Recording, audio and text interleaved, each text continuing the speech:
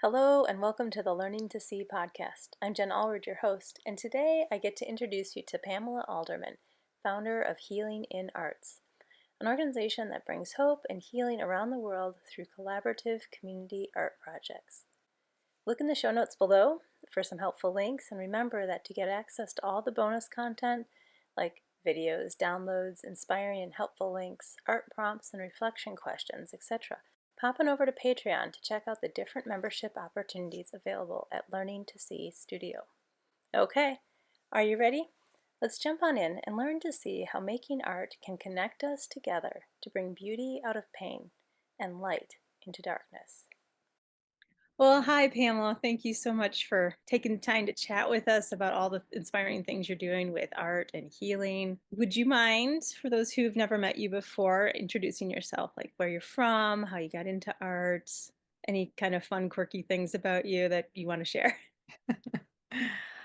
Hello, Jen. Nice to be on your show with you. And yes, my name is Pamela Alderman. I was born in Grand Rapids, Michigan, and my family traveled quite a bit as I grew up. So I learned to have a love of adventure and the world. I graduated from a school in Southern California from my undergraduate work. And then it's kind of exciting. I went to Japan and as an English teacher through my church, and I worked there for a year. And then in Japan, I met my future husband. His name is Leon, and he was an American naval officer also stationed in Japan. So we met there and we married like a year later back here in America in my hometown, Grand Rapids. So that's kind of a fun thing. My love story started in Japan, northern Japan. That is fun how God can just move us where He needs us to be. Yep, God can absolutely do that. And we've been married now 42 years, and it's been a Congratulations. wild adventure, and it's a gift from God. We have four children. They were all born in a different place because of my husband's work, so we moved a lot. And now those four children have given us seven grandchildren, so we're pretty proud of that. Wow, I bet they keep you busy. Yes, and I still do quite a bit of traveling to go help with the grandchildren and the different states where they live. One of his work assignments brought us to Germany, so we lived in Germany as well. So I like to say I've lived on three continents, Yes, you have. Asia, North America, and Europe. So that's been pretty exciting. I'm grateful for those experiences. And my parents recognized my art ability when I was a child, and they started me in art lessons as a 10-year-old. And back in that time, I just ended up going to adult lessons. And so I was the only kid in the adult lessons. And it was on oil painting. And normally you wouldn't start your child in oil painting, working with toxic paints and turpentine as such a young child. But that's what I did. And when I was in those upper elementary grades and middle school, my teachers and family friends would start to buy my early artwork. So that was a sort of a little fun thing that kept me encouraged and going. I did attend school and I ended up graduating. Like I said, my undergraduate work was in art, a bachelor's of art. And then later in my adult life, like more in recent years, after all the children graduated from college, I went back for my master's degree from Azusa Pacific University, and I graduated with that degree, master's in fine arts, visual arts, in 2022. So that was a pretty big accomplishment, and it was very difficult going back and learning how to write papers again and I doing bet assignments. those things get a little rusty, as they say. But I knocked it out. And so I'm excited that I was able to reach that life goal. It took a minute. It's okay when things take long. It's good Yes. to remind ourselves and each other that we can go back and finish something. Like it doesn't always have to get finished right now.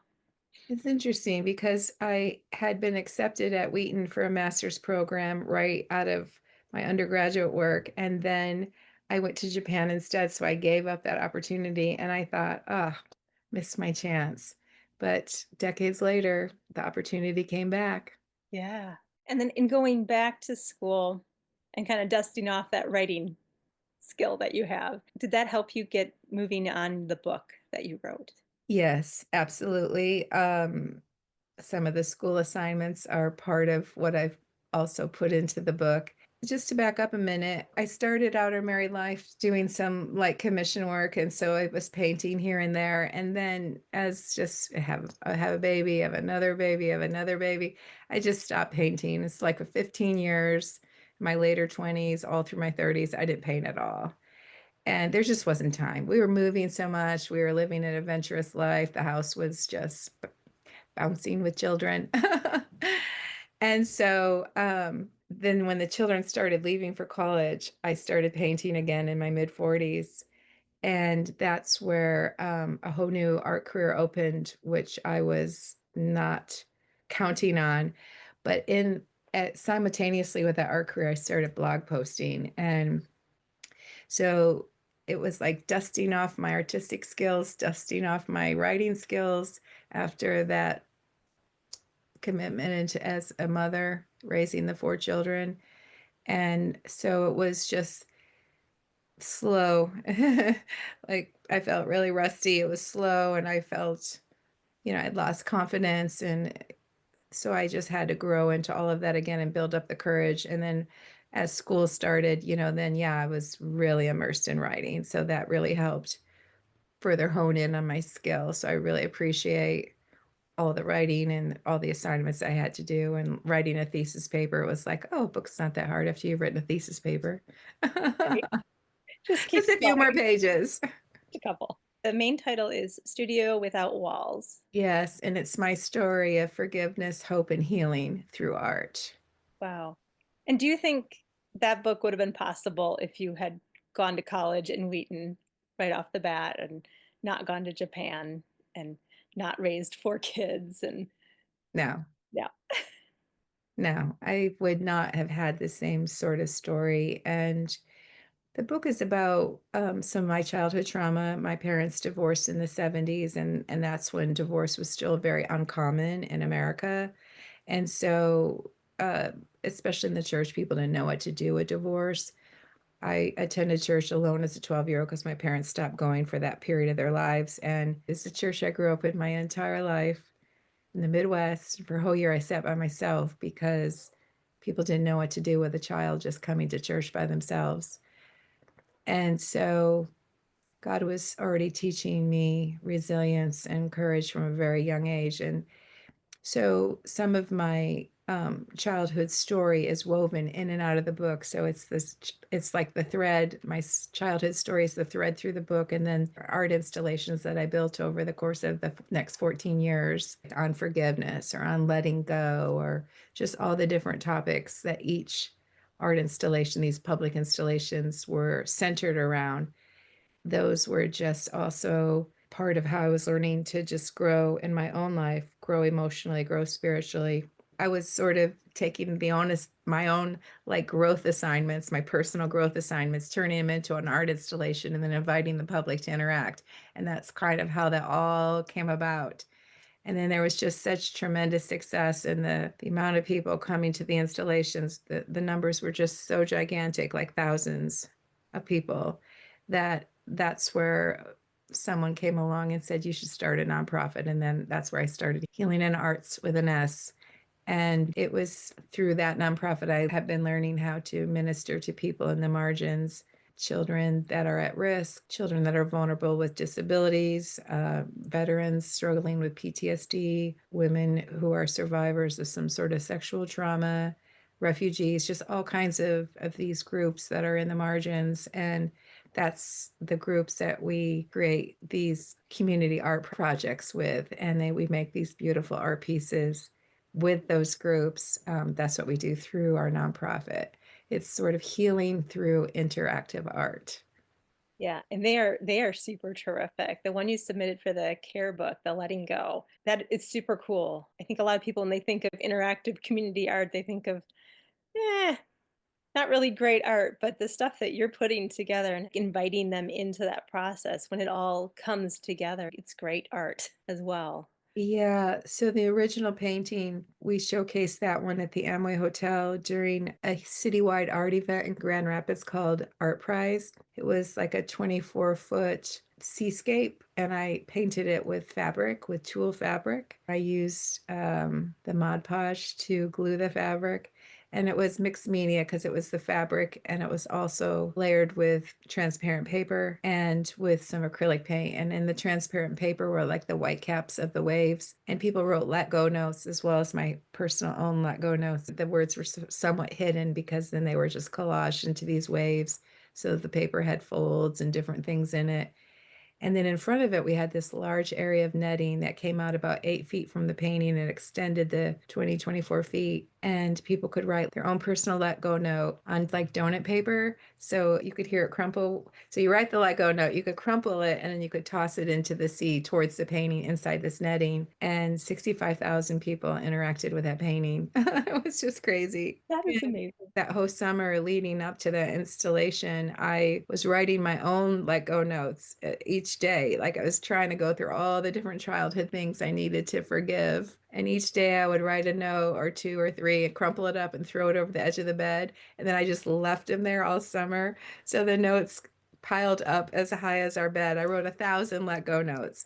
So those were the first of the 65,000. The first 1,000 were my own notes. That's awesome. And I think that's one of the great things about some of your projects is and just art healing in general is you can do it individually and then you can do it collectively.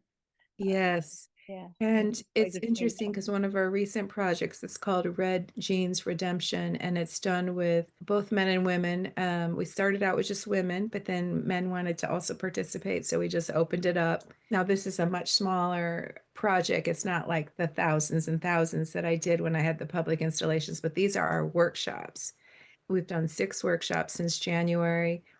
And we've had around 125 participants, 130. They That's write their fabulous. story on a pair of red jeans. We supply the red jeans and a Sharpie pen and a scissor so they can deconstruct the jeans, cut them, write whatever they want, any sort of statements, pictures, whatever they want to do. And people have just created these beautiful works of arts on these jeans. And these are not artists.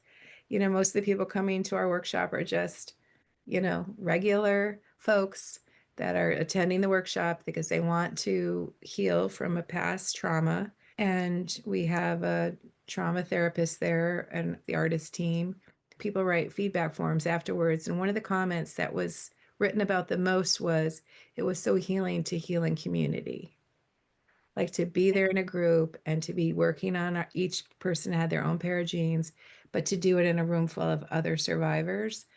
And that's the comment that was written the most, that people appreciated being able to they weren't necessarily talking to each other, but that they were all in the same room and they were working on their project like collectively. We hide so much when we're in pain or we're ashamed of anything or we're fearful of people's reaction or the judgmentalness.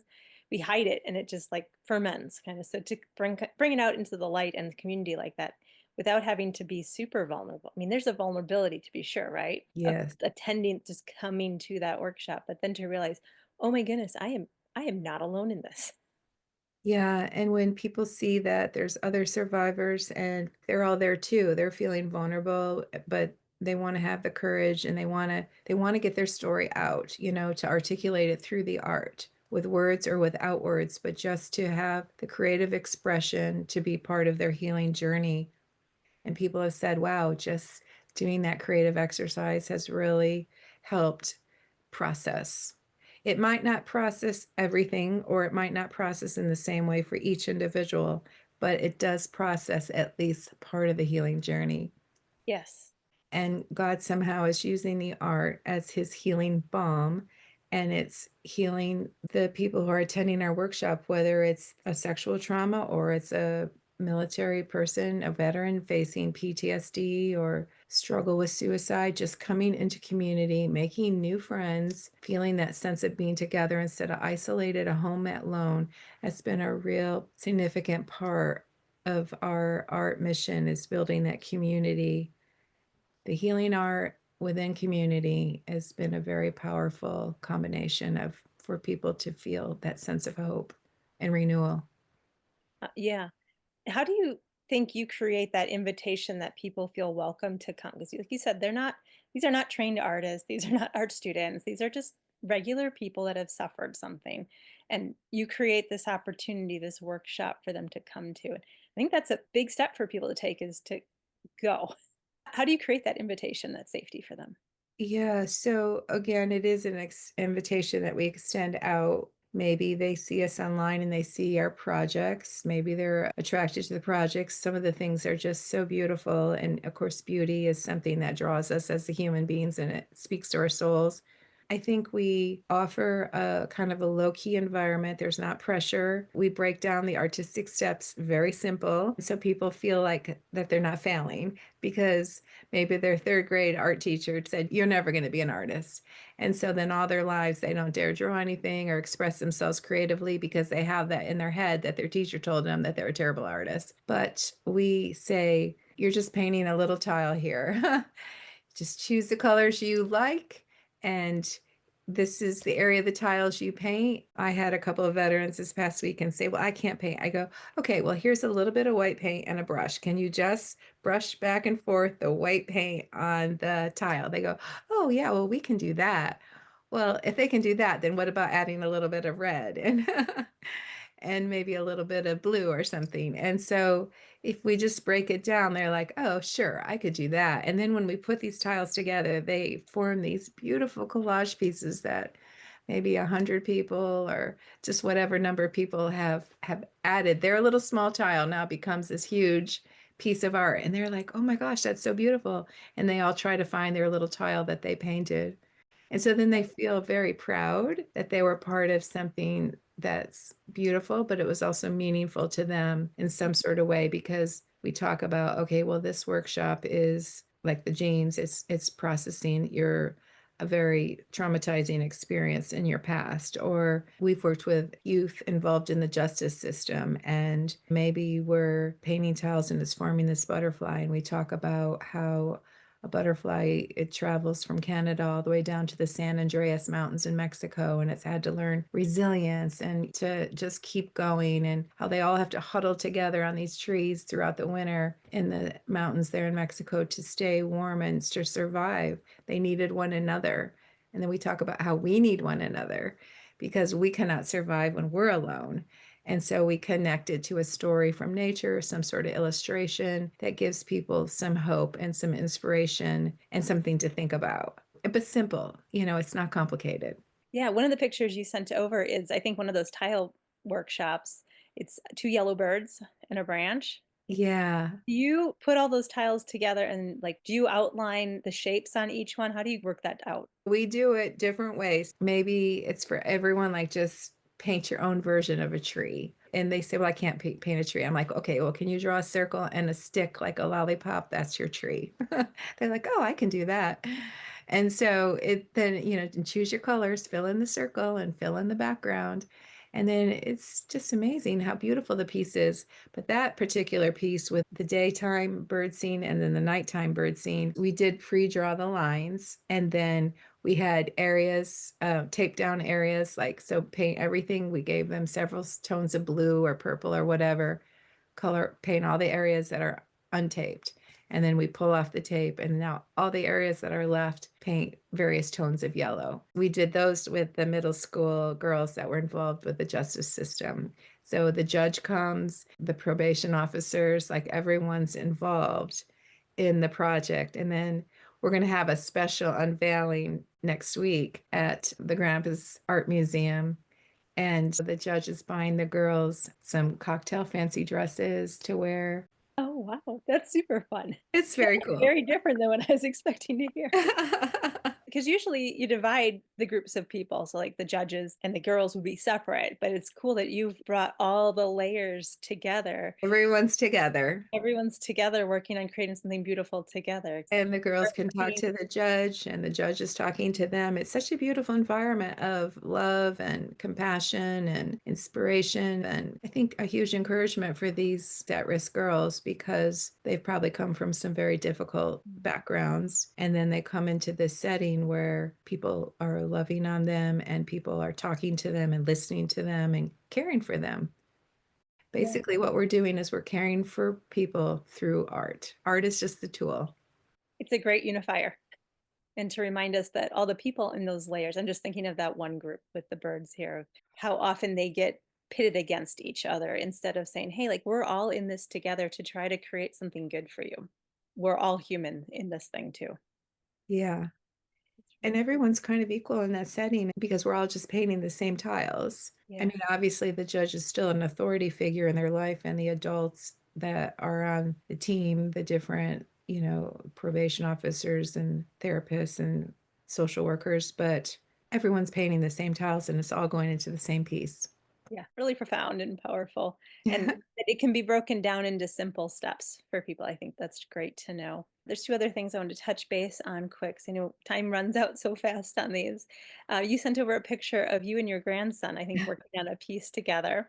So that intergenerational thing sounds really fun. And then also, you had created some art kits to send. So sometimes we can't do the art with the people. Sometimes we send the supplies. So maybe Yeah. touch on those two things a little bit. Yes, yes, I'd be happy to. So with my grandson, he's 3, and we've done one other project in the past. So this is our second project, but I had a big wood sheet, maybe 4 feet by 3 feet, something like that. And I had enough paints at home that I poured them into yogurt containers, and then I had a roller. So I put a drop cloth out on the grass and paint shirt on him, and then he could pour out the paint colors. And so on the background, he could paint the entire sheet orange, reds, and yellows. And he just loved that roller, pouring out that paint. And he loved the roller. Paint was on his feet and his hands and his paint shirt. So we have to hose off when we're done. Well, we let that dry, and then I taped out some simple tulip shapes. Then he painted green over those different shades of green. Then we pulled off the tulip shapes, and so that was the red from below showed through. And so it's this beautiful piece. And now everyone's saying that I need to frame it because it's really turned out great. But it was just really letting him, like he couldn't make a mistake. First, he just had to spread all the warm tones, the reds, oranges, and yellows. And then the next day, he just had to spread all these different colors of green. And it just turned into this lovely piece. And he's so proud of it. I bet he is. And I love Yeah. that phrase that you just said, like, he couldn't make a mistake. He couldn't make a mistake. That's what How we can do we for all of ours. Like you cannot make a mistake. So it yeah, doesn't matter because pretty much everyone who comes is not an artist. And so it's like you can't make a mistake. And we started doing art kits several years ago. Like we have sent some to children in Mexico and refugees fleeing the area of Ukraine or people that have still been in Ukraine, but they're under war. And so it's very difficult for them. They're just struggling to survive. And so art is something that speaks to the heart and soul. And we even need art in trauma, the colors, the shapes, the patterns, all of that beauty speaks, and it speaks to our hearts and it gives us strength and hope. I've had veterans say to me before, well, just going to your art class helps me to get out of bed and put my feet on the floor in the morning. It's pretty significant. very So this year we sent 500 art kits to the survivors of the California wildfires for the children. And the art kit comes in a drawstring backpack, so it's something for daily living. That's helpful if you're living in Mexico or Ukraine or a wildfire survivor. The little backpack could be used for another need in your life. And there's a watercolor set in there, paper. There's a little booklet with a story. We write stories, and a little page in the little booklet about how to process trauma, maybe a deep breathing exercise or a little instruction on how to paint something simple. And then we've added little tiny stuffed animals kids put on their backpack or a keychain as like a little comfort toy. And we've had children that volunteer, like say children from church or something, the whole youth group or whatever, packing these art supplies to send out. And then they all want the stuffed animals. So we figured out we've got to buy double stuffed animals for the children who are doing the packing and for the children who are going to receive it. I love the multi-layered again of there's the practicalness to what you're doing and you're bringing beauty into darkness, Yeah. bringing them hope, but also the people putting together these kits are being part of that. And I love the idea of the double stuffed animals because I think every time they see that stuffed animal, they're going to think about whoever received that art kit they helped pack. Yeah, that's beautiful. And so some sort of youth group or whatever, they need some sort of volunteer service. And so then they take one of our projects and they help because we need their help. We can't do it. We're too small of an organization to keep up with all of what we do. So Yeah. many other people are part of our art team in an extended sort of way. So tell us, how can we stay in touch with you? How can we support your art team? How can we engage with you past today? Our website is healinginarts.org, healing, I-N, arts with an S.org, and Instagram handle is at healing and arts with an S, healing and arts with an S. You can message us there on our website. You can learn more about what we do. We do these art workshops. We send art kits and we do public art installations. And there's a donor button to press there if people are interested in committing a little more and helping actually support us and helping our art ministry to reach a wider audience. We'd love to hear from people. And if there's a sign up list at the bottom of our website to sign up for our newsletters that we send out on a monthly basis. Yeah, that's probably the best way probably to know what you're up to and if there's a workshop near them or if they could travel to go to one of your Yeah, workshops. Yeah. yeah. Or they could pitch an idea for us to come to them. Nice. That is good to know. And would they do that through email or do you have a form on your website? Yeah, there's a contact on our website. You could contact us and ask a question or share an idea. Yeah. And what size is your team right now? We're 9 board members and we're a working board, so everyone rolls up their sleeves and pitches in. My husband's one of my forced volunteers. He's in retirement now and he says he just needs a t-shirt that says, "In retirement, I'm now my wife's administrative assistant," something like that. Funny.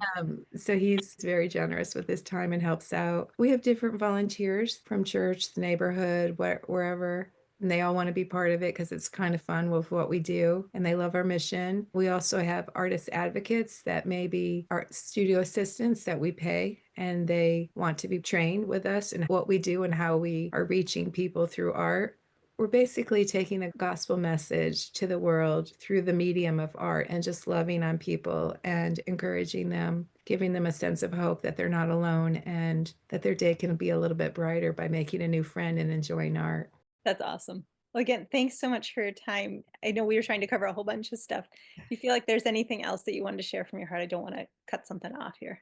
One of the things that I'm available to do is speak at an event, and I'm a keynote speaker, and people can contact me and share what need they have, and that I'm able to come and let their audience know what we do and how they could be involved.